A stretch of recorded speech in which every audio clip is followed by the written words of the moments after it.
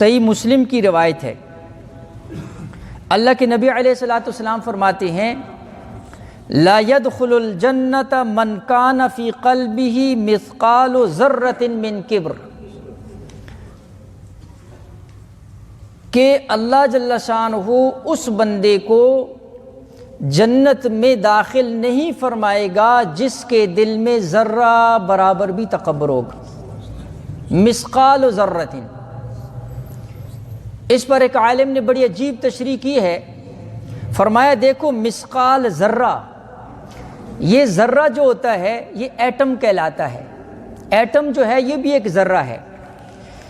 اس لیے ایک عالم فرماتے ہیں کہ تکبر یہ ایٹمی بیماری ہے،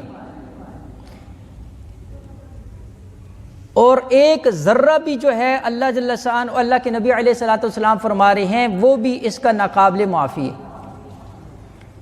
تو جس طرح ایٹم خطرناک ہوتا ہے اور ساری دنیا ایٹم سے ڈرتی ہے اور ایٹم بہت بڑی تباہی پھیلا سکتا ہے، اسی طرح یہ بیماری بھی اپنے اندر اسی ایٹم کی قوت رکھتی ہے۔ جس طرح وہ ایٹمی ہتھیار دنیا کو تباہ کرنے کے لیے کافی ہے، اس طرح یہ ایک بیماری، روحانی مرض انسان کے سارے کیے کرائے کے اوپر پانی پھیرنے کے لیے کافی ہے۔ سینکڑوں سال کی عبادات اس ایک تکبر کے جملے جو اللہ جل شانہ کو پسند نہیں آیا، کتابیں، واقعات، تاریخ، سیرت بری پڑی ہے کہ ایک ایک جملے پر اللہ جل شانہ نے تکبر کے ایک جملے پر سینکڑوں سال کی عبادت گزاروں کی عبادت کو مردود کر دیا۔